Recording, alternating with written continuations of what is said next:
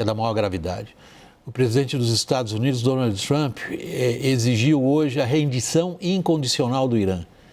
Fez um alerta ao regime em Teherã, dizendo: eu sei onde está escondido o líder supremo Ayatollah Khamenei, por enquanto não vamos matá-lo. Reportagem de Mariana Giangiacomo. Trump afirmou que sabe a localização do Ayatollah e que o líder do regime iraniano seria um alvo fácil, mas que os Estados Unidos não irão matá-lo, ao menos por enquanto. Entretanto, enfatizou que a paciência da Casa Branca com a República Islâmica está acabando. As ameaças do republicano ocorrem justamente no momento em que a Casa Branca enfrenta um dilema: exaurir as vias diplomáticas para tentar um cessar-fogo entre Israel e o Irã ou entrar de cabeça no conflito, dando ao governo de Benjamin Netanyahu acesso às armas que conseguiriam causar dano à principal instalação de enriquecimento de urânio do Irã.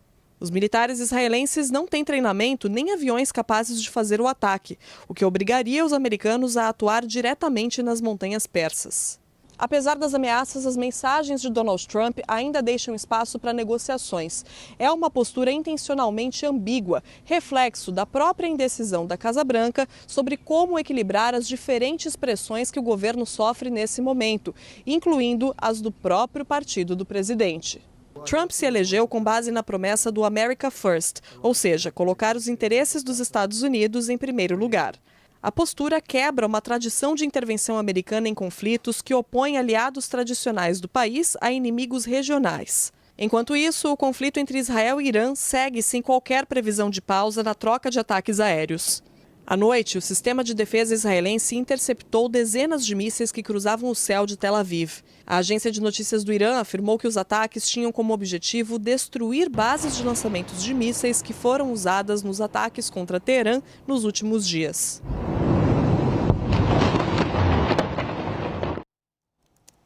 Michel, deixa eu começar por você, abordando em primeiro lugar a perspectiva israelense.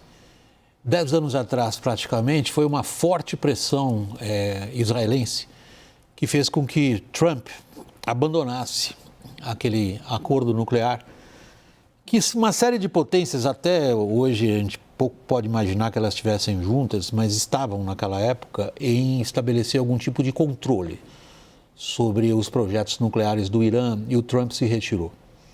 Agora parece que Israel conseguiu mais. Os sinais são de que Israel está conseguindo que o governo americano entre na guerra ao seu lado. É impressionante, né? Os personagens são próximos, né? A gente tem Trump novamente, Netanyahu novamente, o Irã novamente. A gente tem os resultados práticos do que aquela interrupção causou, que foi o afastamento do controle sobre as possibilidades de qualquer tipo de fiscalização, o avanço em direção à conquista de armas nucleares pelo Irã, um aumento impressionante do tensionamento entre Irã e o Ocidente, a conquista, em algum sentido, de uma articulação política do que o Irã vai chamar de eixo da resistência, ou seja, uma situação muito pior hoje do que havia há coisa de 10 anos atrás, e agora, em algum sentido, por motivos que a gente até conversou aqui no programa algumas semanas atrás, houve a decisão de Netanyahu de atacar o Irã, que se chamou aqui de ataque para evitar o avanço de qualquer tipo de conquista de arma nuclear. E a gente imaginou no primeiro momento que os Estados Unidos não iriam entrar, né, nesse processo, até porque seria uma repetição, em algum sentido, do erro cometido há coisa de 10 anos atrás. Mas os sinais são cada vez mais fortes de que Netanyahu consegue, a gente pode conversar o porquê disso daqui a pouco, consegue trazer para perto de uma intervenção dos Estados Unidos nessa guerra, que é uma guerra com estratégia pouco clara, com objetivos pouco claros e com condições políticas muito claras, né? As intenções políticas são muito claras, ao que tudo indica a possibilidade concreta de que os Estados Unidos seja levado à guerra de maneira mais ativa, não que ele não esteja agora na guerra, mas de maneira mais ativa, Netanyahu. Pela segunda vez, ao que tudo indica, Netanyahu consegue convencer Donald Trump a jogar ao seu lado contra o Irã, e dessa vez de maneira dramática. Dani, passando e submetendo agora a sua avaliação, a seguinte linha do tempo. É muito raro a gente ouvir do mandatário na Casa Branca a exigência de uma rendição incondicional. Isso aconteceu lá atrás, na Segunda Guerra Mundial, 1943, quando se estabeleceu que a Alemanha teria que se render incondicionalmente. Aconteceu em 2003, quando invadiram o Iraque. Os Estados Unidos invadiram o Iraque.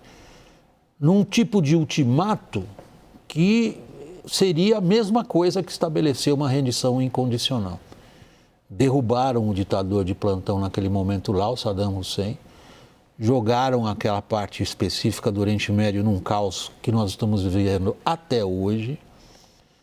Não se viu, naquele caso, essa recente, porque em termos históricos é recente, invasão do Iraque, um plano para depois. Você tem, do seu conhecimento, uma ideia de que plano eventualmente existe na cabeça do Trump para depois de uma intervenção no Irã? É surreal, porque passados 6 dias da guerra, essa não é a guerra dos 6 dias de 1977, com certeza. E talvez o principal impacto ou preocupação de Benjamin Netanyahu e do Trump é o que fazer com essa guerra se ela passar dos 10 dias, dos 12 dias. Eu vejo a fala do Trump, como você bem disse, William, ela é despropositada, ela parece uma fala do grupo da tia, né? Porque mostra um total desconhecimento, ameaçar os xiitas a uma rendição total. O martírio está no centro da teologia xiita, né? Então, eu não gosto desse termo Ocidente, Oriente, né? Ele é muito generalizante, mas só para facilitar, o mundo ocidental não compreende o mundo muçulmano, não compreende o mundo árabe, não compreende o mundo judaico, e esse tipo de ameaça não faz nem cosquinha, né? Estou falando para os xiitas, mas, do ponto de vista da reputação, isso é terrível. Você mesmo já citou em outras vezes, né? Quando o presidente Obama diz, né, Bashar, não usa armas químicas contra a população, porque nós vamos entrar em 2013, e não age, isso gera um efeito terrível para a política externa americana, né? E aí os russos ocupam ali o espaço. A mesma coisa agora, né? Então, eu vejo que o Trump tem um termo que eu gosto, assim, a ocasião faz o ladrão, né? Então, ele é muito estimulado pelas situações, e principalmente por Israel. E quando o Netanyahu tenta vender o peixe, né, isso aí é claro, né, quando eles conseguem obter toda a vantagem aérea, né, no campo da guerra, isso estimula um pouco o Trump. Mas os desdobramentos disso são terríveis, porque, como você bem disse, os resultados são complicados. A possibilidade de uma terceira crise do petróleo, a possibilidade de você ter, né, até mesmo para o próprio Trump, que busca controlar a inflação.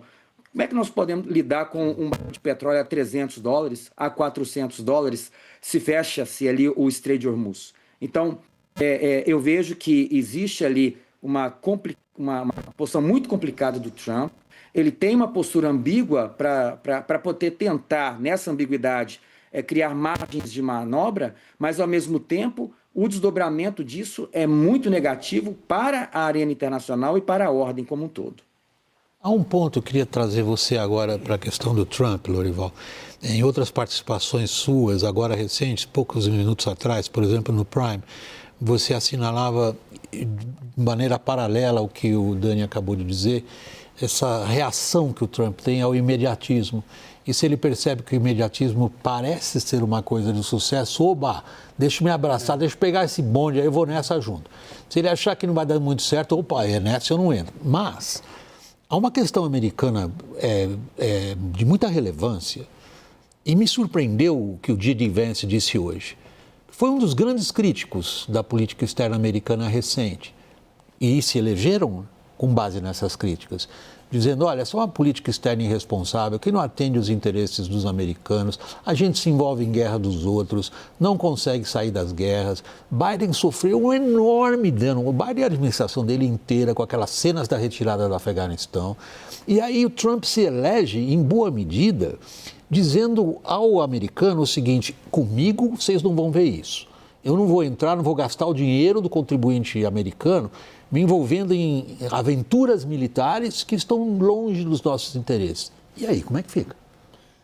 A apuração em torno da conversa dele com o Netanyahu, a primeira conversa antes dos ataques, em que o Netanyahu o notificou dos ataques, é de que o Trump reagiu assim: você não pode fazer isso, mas você vai fazer, né? Então é a ambivalência do Trump, ele não toma decisões a priori, ele não toma decisões com base em princípios, né? Ou numa análise. Ele toma posicionamentos a posteriori de acordo com o sucesso ou fracasso dos resultados ali. E ele está vendo uma oportunidade de sucesso, não só pelo êxito da campanha israelense, mas também porque os Estados Unidos figuram como o país que tem a chave, e, portanto, o Trump tem a chave, né, para, como ele chama, the real end, o verdadeiro fim disso, que é a destruição de Fordow, onde está realmente o grosso do enriquecimento do urânio e protegido, né, a 80, 100 metros no subterrâneo, que só a bomba americana, GBU-57, é capaz de destruir com um bombardeiro B-2. Então, isso é muito atraente para o Trump, porque tem o aspecto da exclusividade do poder, de ser a única pessoa do mundo que pode fazer uma determinada coisa para a qual o mundo inteiro está prestando atenção nesse momento. Então, isso tem um investimento narcísico brutal para o Trump.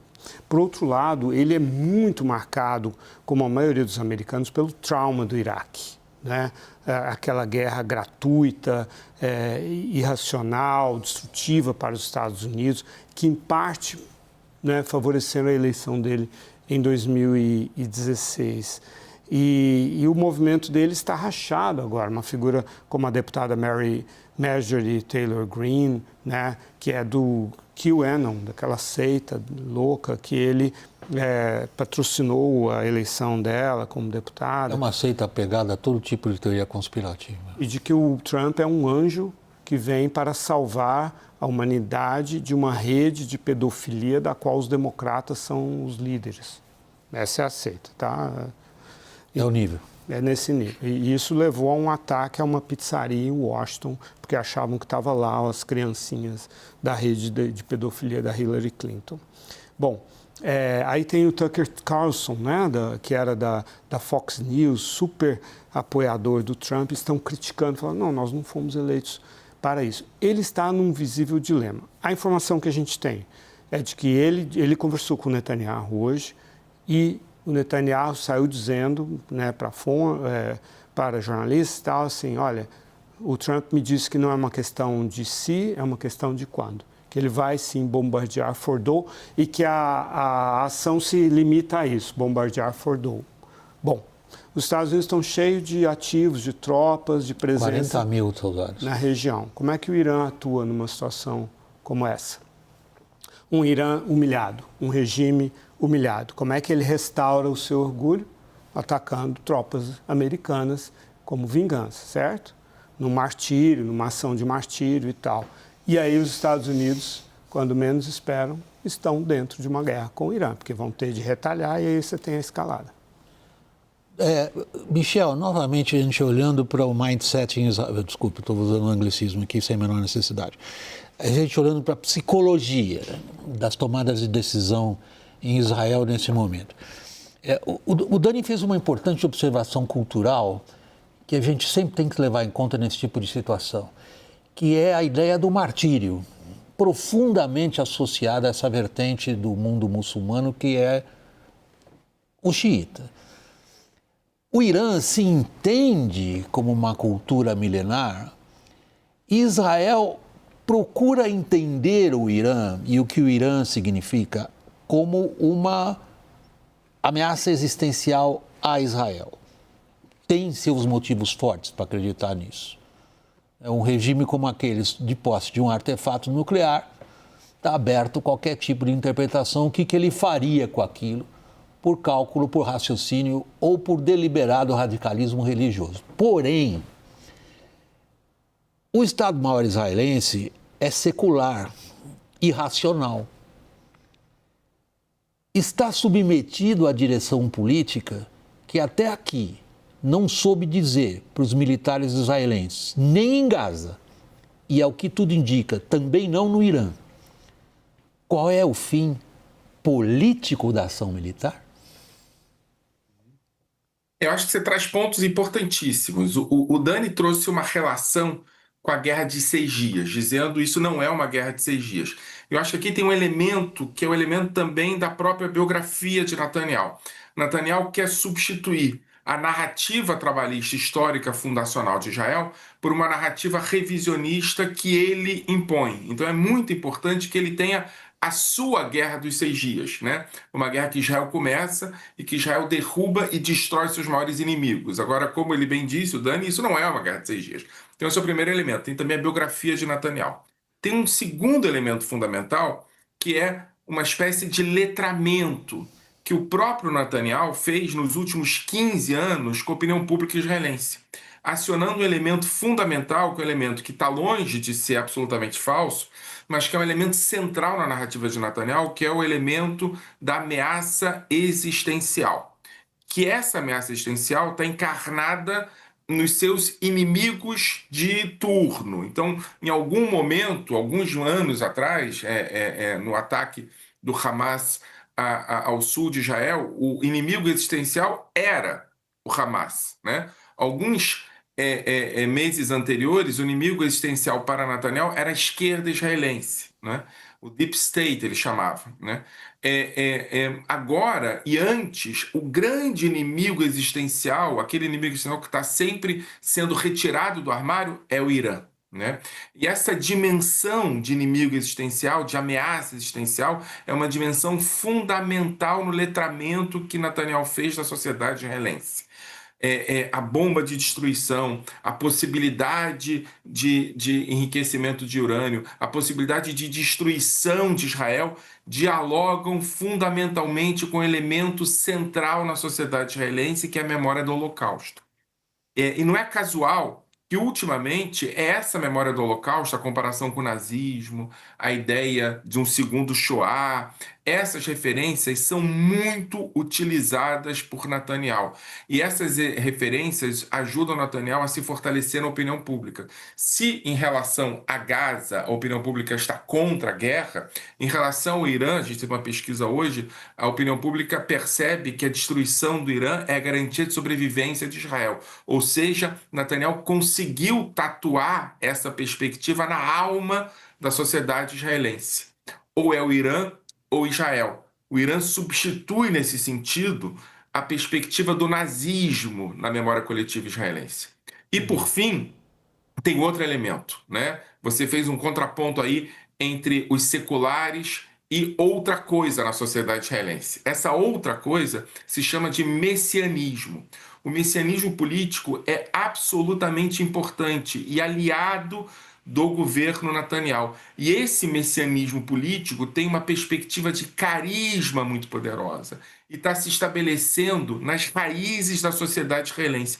Não é mais Ben-Gvir, não é mais Smotrich. Eles estão na referência fundamental desse messianismo político, mas eles começaram a contaminar as bases políticas dos eleitores de Netanyahu. O Likud, você tem ex-chefes do Mossad, que hoje são deputados em Israel, que falam na mesma linguagem dos messiânicos religiosos. Esse messianismo político substitui a referência somente da religião e avança em direção a uma perspectiva que está se tornando hegemônica em Israel. Se o martírio caracteriza os iranianos xiitas, eu poderia dizer que, historicamente, a relação do povo judeu, mas fundamentalmente hoje de Israel, com o messianismo político é uma relação complexa e que se estabelece hoje como uma ameaça não só à democracia israelense, mas aqui sim a existência de Israel. Vamos pegar como que esses fenômenos impactam ali imediatamente no entorno. Vamos pegar a Turquia, com a enorme importância que tem política e cultural religiosa, e os árabes ali próximos.